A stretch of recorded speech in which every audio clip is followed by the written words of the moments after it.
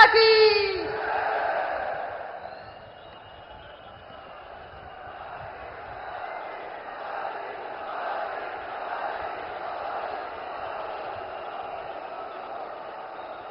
भारत माता की। भारत माता की। सबतै पहलम ते सारे बुजुर्गाना, भाई बहना और नौजवान साथियों ने राम राम।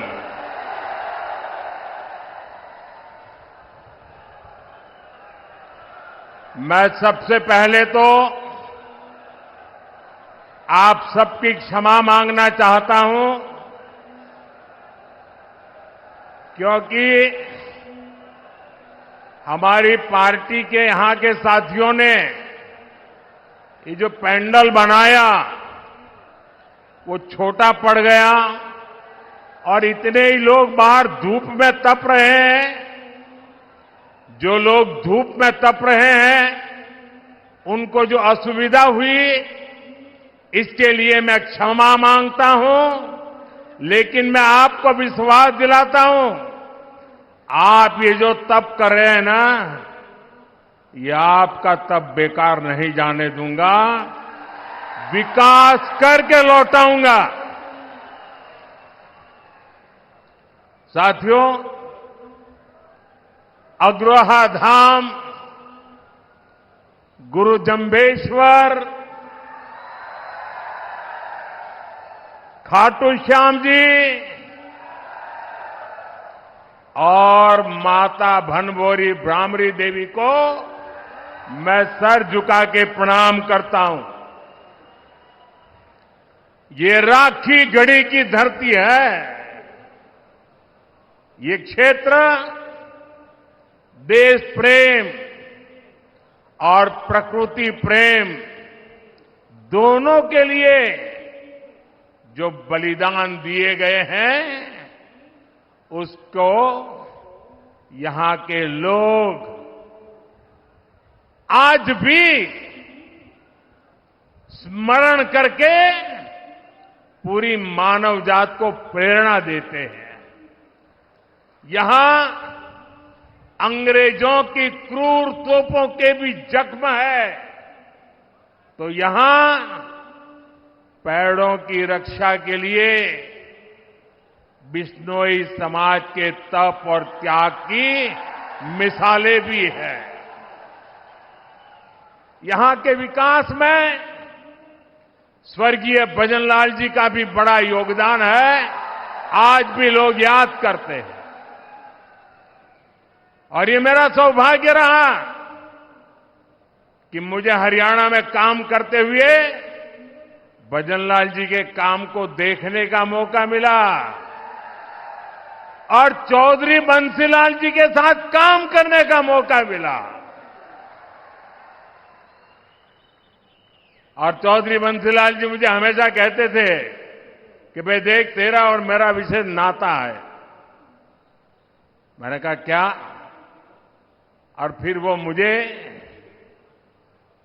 महर्षि दयानंद जी के जीवन के विषय में बड़े भावुक होकर के बातें बताते थे। महर्षि दयानंद सरस्वती जी गुजरात में पैदा हुए, लेकिन जितनी जानकारियां मुझे नहीं थी उससे ज्यादा जानकारियां महर्षि दयानंद जी के विषय में चौधरी बंसीलाल जी से मैं सुना करता था और वो कहते कहते भावुक हो जाते थे। साथियों, मेरा सौभाग्य रहा है, हरियाणा ने मुझे बहुत कुछ दिया है, बहुत कुछ सिखाया है। मैं हरियाणा के विकास में योगदान देने वाली हर संतान को नमन करता हूं। आज सरदार भगत सिंह जी की जयंती पर भी मैं उन्हें श्रद्धा सुमन के साथ प्रणाम करता हूं। साथियों, हरियाणा की माताओं बहनों ने यहां एक नारा दिया है, महारा हरियाणा, नॉन स्टॉप हरियाणा। हरियाणा का विकास ऐसे ही नॉन स्टॉप चलते रहना चाहिए। इसलिए हरियाणा तीसरी बार भाजपा को मौका देने का मन पक्का कर चुका है। चारों तरफ से आवाज आ रही है, भरोसा दिल से, भाजपा फिर से। भरोसा दिल से, भरोसा दिल से। साथियों, जैसे जैसे वोटिंग की तारीख नजदीक आ रही है, कांग्रेस पस्त पड़ती जा रही है। कांग्रेस के नेता अब कहने लगे हैं कि हरियाणा में भी वही हाल होगा जो कांग्रेस का मध्य प्रदेश में हुआ था। एमपी और राजस्थान में पिछले चुनाव में इन्होंने झूठ का गुब्बारा खूब फुलाया, लेकिन जनता ने वोट की चोट देकर के उस गुब्बारे की हवा निकाल दी।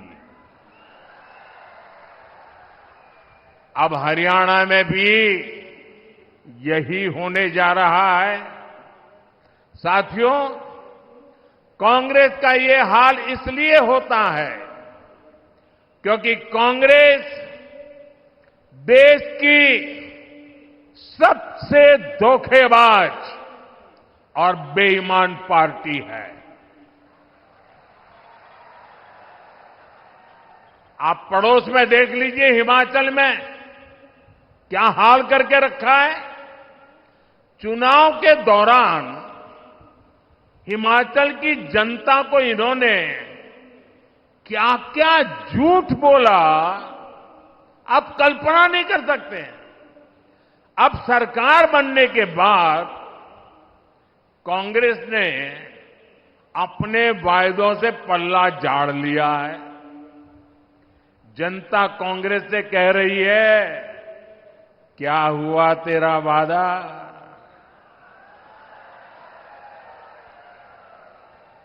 और कांग्रेस जनता से पूछ रही है, तुम कौन? दिल्ली के शाही परिवार ने झूठ बोलकर हिमाचल के लोगों को फंसा दिया। आज हिमाचल में कर्मचारियों को उनकी सैलरी और डीए देने तक इनके पास बजट नहीं है। साथियों, जहां कांग्रेस होती है वहां कभी भी स्थिरता नहीं आ सकती। जो पार्टी अपने नेताओं के बीच एकता नहीं ला सकती, वो राज्य में स्थिरता कैसे लाएगी? आप देख रहे हैं कि कैसे यहां कांग्रेस में मुख्यमंत्री बनने के लिए मारामारी मची है। बापू भी दावेदार है और बेटा भी दावेदार है, और दोनों मिलकर बाकियों को निपटा लेने लगे हैं। और ये सब देख करके हरियाणा के जागरूक नागरिक कांग्रेस को निपटाने में लग पड़े हैं। कुछ लोग ऐसे हैं जिन्होंने तन मन धन से दिल्ली के शाही परिवार की सेवा की है। अब वो भी पूछ रहे हैं कि उनसे क्या गलती हुई। यहां कांग्रेस का हर गुट, हर सीट पर एक दूसरे को पटखनी देने में ही लगा हुआ है। साथियों, इस गुटबाजी के बीच कांग्रेस में दलितों और पिछड़ों के लिए दरवाजे एकदम बंद है। कांग्रेस जानती है कि दलित उसको वोट नहीं देता, इसलिए वो पूरे दलित समाज से नफरत करती है। आप खुद देखिए, कांग्रेस के राज में गोहाना में दलितों पर अत्याचार हुआ, कांग्रेस चुप रही। कांग्रेस के राज में मिर्चपुर कांड हुआ, कांग्रेस चुप रही। कांग्रेस के राज में दलित बेटियों के साथ अत्याचार हुआ, अन्याय हुआ, कांग्रेस चुप रही। आज कांग्रेस का शाही परिवार कह रहा है कि दलितों और पिछड़ों का अमेरिका में जाकर के बोले वो दलितों पिछड़ों का आरक्षण खत्म कर देंगे। कांग्रेस ने दलितों पर जो अत्याचार किया है उसे दलित समाज कभी भी भूल नहीं सकता।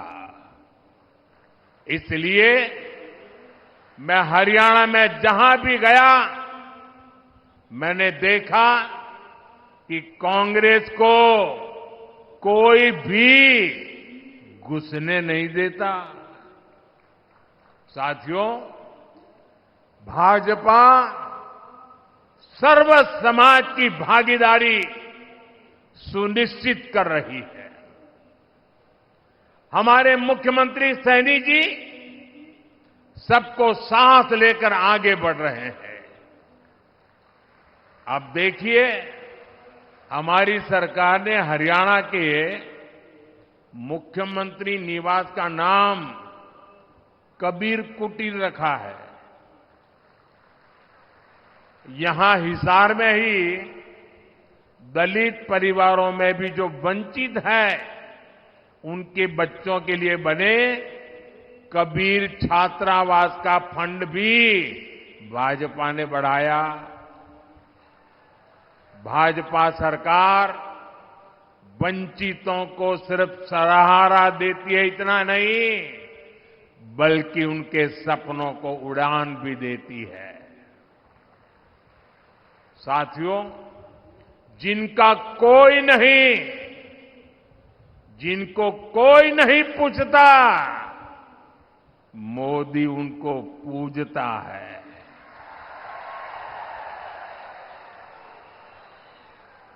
आज मुद्रा योजना से हरियाणा के लाखों लोगों को बिना गारंटी के लोन मिले हैं। ये गरीब, दलित, पिछड़े, आदिवासी परिवारों के लोग हैं। मोदी ने रेहड़ी, ठेले, पटरी पर काम करने वाले अपने भाई बहन का भी ध्यान रखा है। ये कोई धन्ना सेठ नहीं है, ये गांव, गरीब, दलित, पिछड़े परिवारों के मेरे भाई बहन हैं। कांग्रेस ने इनको कभी नहीं पूछा। इनकी गारंटी भी आपके इस बेटे ने ही ले ली है। बैंक में अब उनको गारंटी नहीं देनी पड़ती, गारंटी मोदी देता है।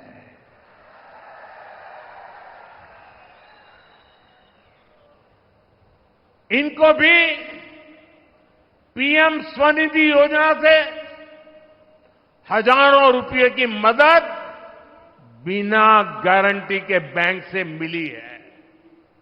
साथियों, कांग्रेस इतना बड़ा स्वार्थी दल है कि उसे वोट के अलावा कुछ नहीं दिखता।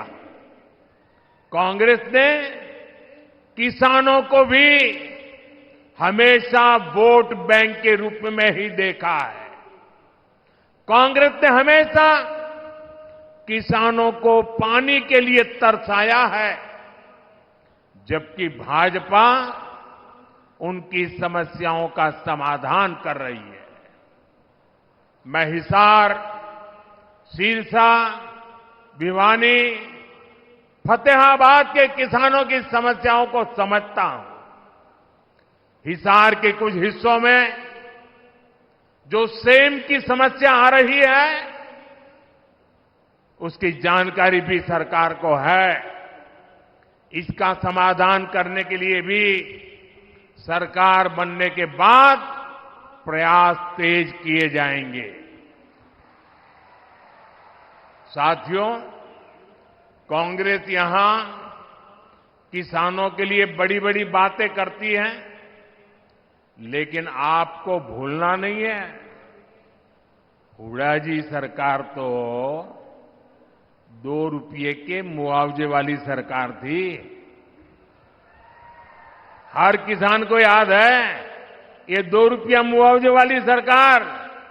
फर्क देखिए दोस्तों, ये भाजपा सरकार है जो बिना मांगे देश के 10 करोड़ से ज्यादा किसानों को पीएम सम्मान निधि हर वर्ष 6,000 रुपया सीधे उनके बैंक में खाते में जमा करती है, उनके सम्मान की चिंता करती है। और वो लोग 2 रुपये का मुआवजा, क्या हमारे हरियाणा के किसानों का अपमान करते समय आपको शर्म नहीं आई? ये सम्मानित किया जाता था। इसलिए मैं आज आप लोगों को हाथ जोड़ करके काम दे रहा हूं और मुझे विश्वास है आप इस काम को करने में कभी पीछे नहीं हटेंगे। जब भी कांग्रेस के लोग आपसे किसानों की बात करें, आप उनसे एक बात पूछोगे? पूछोगे? जरा जोर से बोलिए ना, पूछोगे? जरा उनको पूछना कि आप जो हरियाणा में बड़ी बड़ी बातें करते हो, बड़ी बड़ी घोषणाएं कर देते हो, तारे तोड़ करके लाने की बातें कर रहे हो। अरे भाई, तुम्हारी कर्नाटका में सरकार है, तेलंगाना में सरकार है, हिमाचल में सरकार है, कुछ तो लागू करके दिखाओ। जरा इसको इतना पूछ लीजिए। ये यहां बातें करते हैं और वहां लागू नहीं करते हैं। कर्नाटका में इनकी सरकार है, वहां कांग्रेस सरकार बनने के बाद सैकड़ों किसान आत्महत्या कर चुके हैं। सच्चाई यही है कि कांग्रेस देश के किसानों के जान की दुश्मन है। वो सिर्फ किसानों को झूठ बोल सकती है। यहां कांग्रेस ने एमएसपी पर भी आपसे सिर्फ झूठ बोला है।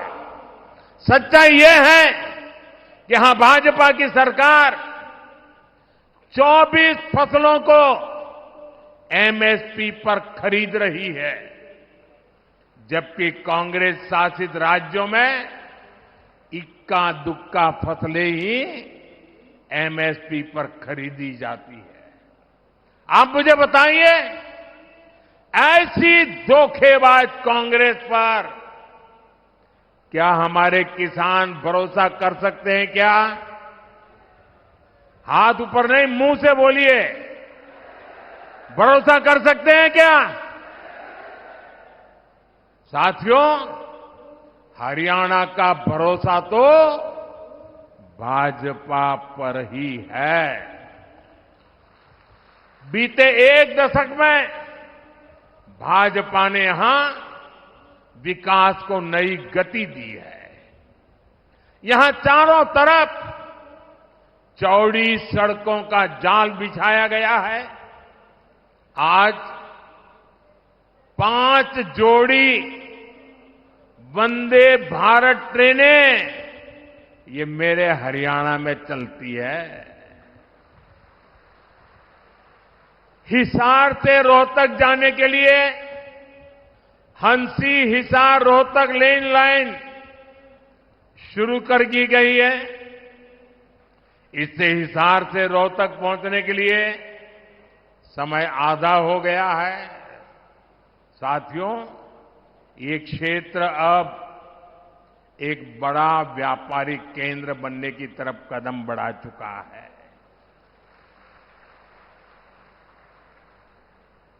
हिसार एयरपोर्ट बनने से यहां नए उद्योगों को बढ़ावा मिलेगा। और आज मुझे बता रहे हैं कि इतना बड़ा जहाज पहली बार यहां उतरा है और मुझे आने का सौभाग्य मिला है। और भाजपा सरकार बनने के तुरंत बहुत ही कम दिनों में इसका कॉमर्शियल कामकाज भी शुरू हो जाएगा दोस्तों।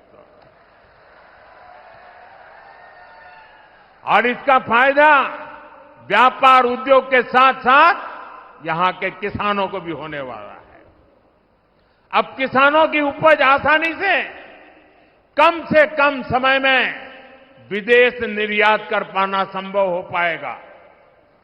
और आज हिंदुस्तान के किसानों के द्वारा पैदावार की गई चीजें दुनिया के बाजार में गर्व से बिक रही है। इससे व्यापारियों को, दुकानदारों को, किसानों को, हर किसी को फायदा होने वाला है। हमारा प्रयास यही है कि यहां नए उद्योग लगे। हम चाहते हैं यहां दुनिया भर से निवेशक आए ताकि युवाओं को ज्यादा से ज्यादा रोजगार मिले। साथियों, कांग्रेस ने यहां के युवाओं पर भी दोहरा वार किया है। एक तो कांग्रेस के समय में बिना खर्ची पर्ची के सरकारी नौकरी नहीं मिलती थी। दूसरा, घूस देने के लिए गरीब को खेत तक बेचने पड़ते थे। भाजपा ने बिना खर्ची पर्ची नौकरियां दी। और यही बात कांग्रेस को अखर गई है।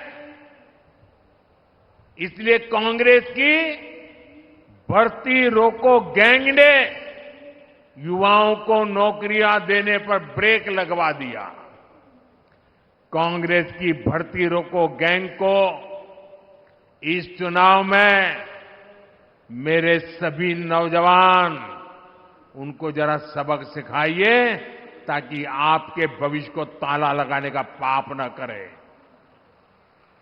साथियों, कांग्रेस सिर्फ लूट खसूटी नहीं करती बल्कि निर्लज्जता से उसका बचाव भी करती है।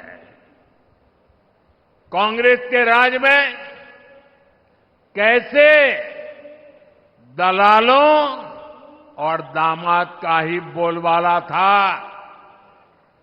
ये मैंने हरियाणा की जनता के सामने रखा।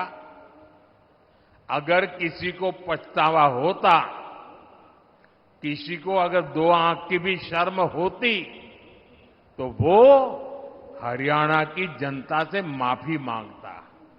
लेकिन कांग्रेस के लोगों ने आपसे माफी नहीं मांगी, बल्कि बड़ी बेशर्मी से दलालों और दामाद का बचाव कर रहे हैं।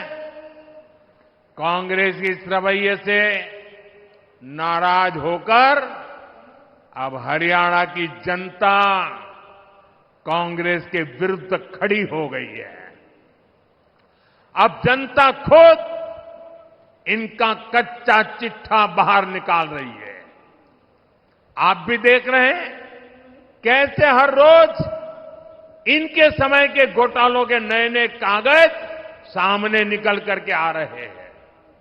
साथियों, हरियाणा के लोग हर गांव, हर गांव सह सकते हैं, लेकिन हरियाणा के लोग देश के विरुद्ध कोई बात सह नहीं सकते। हरियाणा के लोग कट्टर देशभक्त हैं, देश की बात आती है तो हरियाणा वाले सब कुछ भुलाकर एकजुट खड़े हो जाते हैं। इसलिए कांग्रेस का असली चेहरा भी आपको याद रखना है। आज की कांग्रेस अर्बन नक्सलियों के चंगुल में है। मैं कोई ढकी छुपी बात नहीं कर रहा। कांग्रेस के नेता विदेश जाते हैं तो किससे मिलते हैं? ये उन लोगों से मिलते हैं जो भारत के दुश्मनों की भाषा बोलते हैं।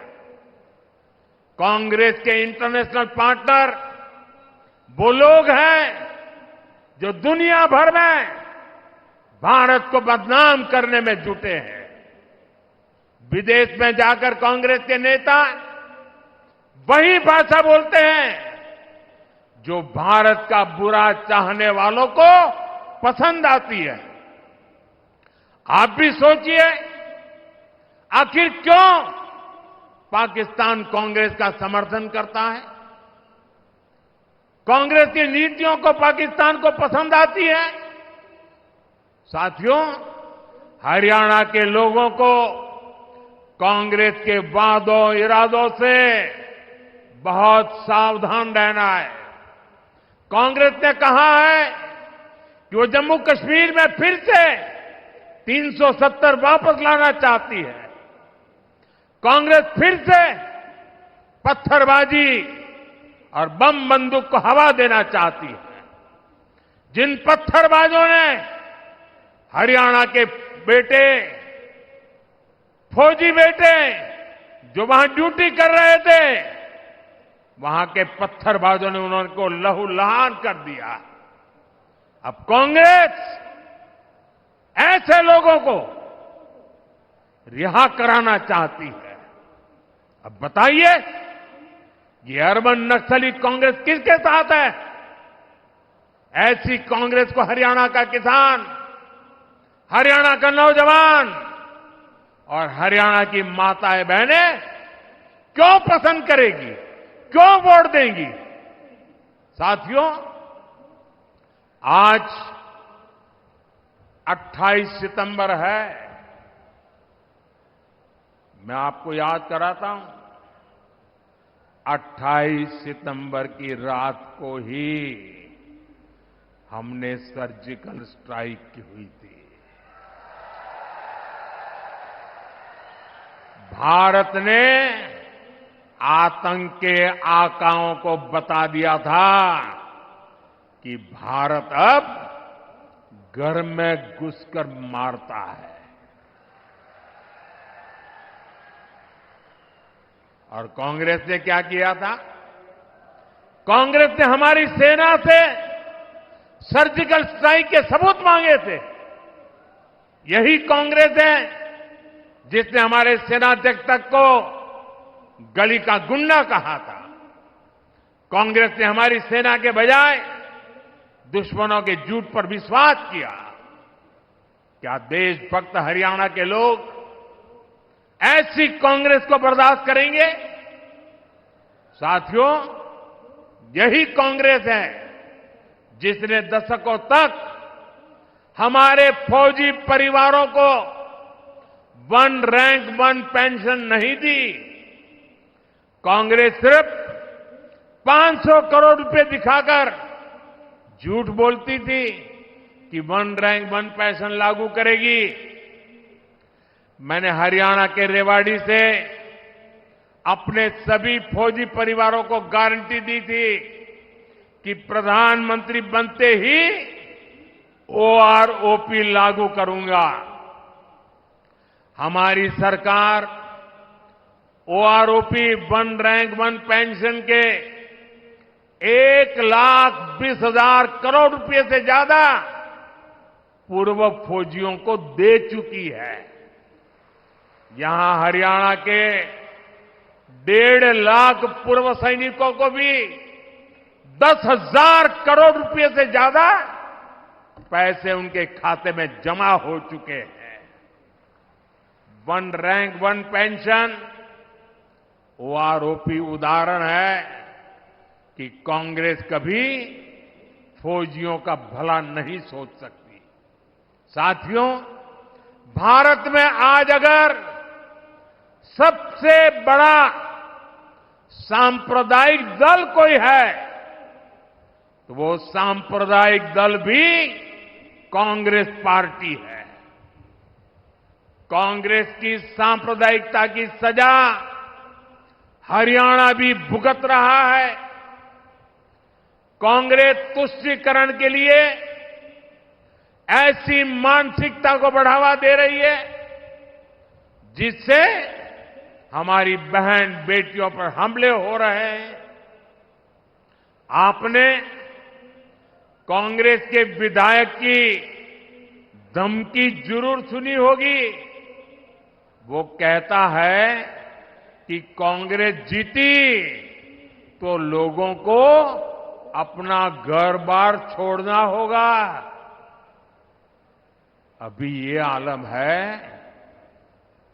सत्ता तो मिली नहीं है, मिलने की संभावनाएं नहीं है, लेकिन जनता को पर जुल्म करने की बातें कर रहे हैं।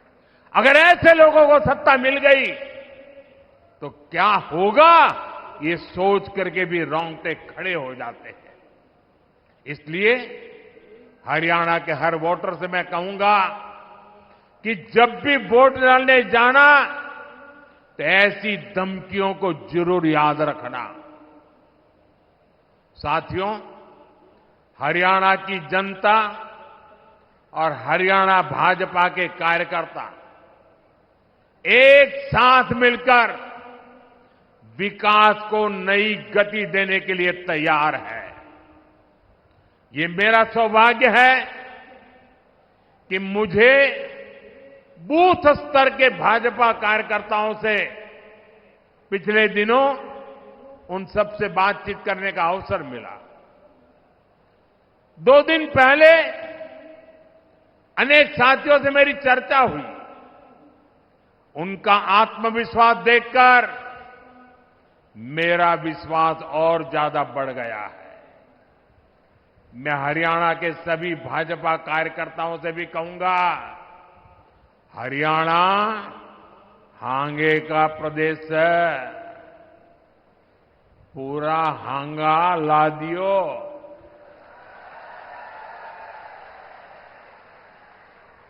हमें दिन रात जुटना है, बूथ तक के सारे साथी लाने पड़ेंगे। इबके सारी कसर काट दियोगे।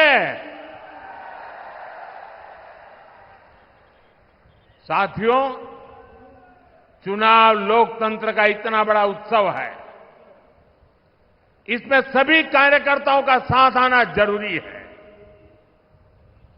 सभी ने मना के साथ ला लियो, तीसरी बार फिर सरकार बनानी है। और मैं अभी जब नीचे सबसे मिल रहा था तो सब पुरानी पुरानी बातें याद करा रहे थे। कई लोग बता रहे थे, आप मेरे घर आए थे, आपने मेरे यहां खाना खाया था, आप मेरे स्कूटर पर आए थे। सारे पुराने पुराने साथी अभी मिलते हैं तो याद कराते हैं। एक साथी ने याद कराया कि मैं जब यहां चुनाव लड़वाता था हरियाणा में, बोले वो मंत्र जरूर दीजिए। मैं हमेशा कहता था सबसे मजबूत मेरा पोलिंग बूथ, यही हमारा मंत्र होना चाहिए। और मैं आज हिसार में सार्वजनिक रूप से कहता हूं, मैं हर भाजपा समर्थक को, हर भाजपा कार्यकर्ता को कहूंगा कि आप कागज पे 5 परिवार के नाम लिख दीजिए और तय कीजिए कि इन 5 परिवारों के सबके वोट पड़ेंगे और भाजपा के कमल पर ही बटन दबेगा। अगर एक एक कार्यकर्ता 5 परिवार की चिंता कर ले आने वाले 5 दिन 6 दिन, मैं पक्का मानता हूं हरियाणा में पुराने सारे रिकॉर्ड टूट जाएंगे।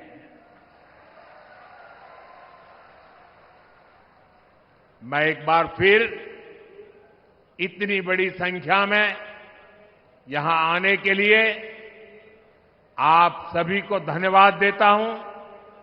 हमारे सभी उम्मीदवारों से मेरा आग्रह है, जरा आगे आ जाएं।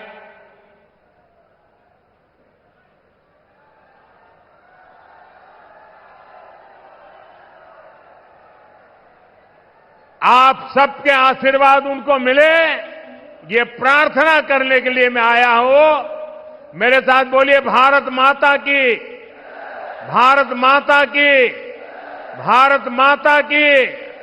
बहुत बहुत धन्यवाद।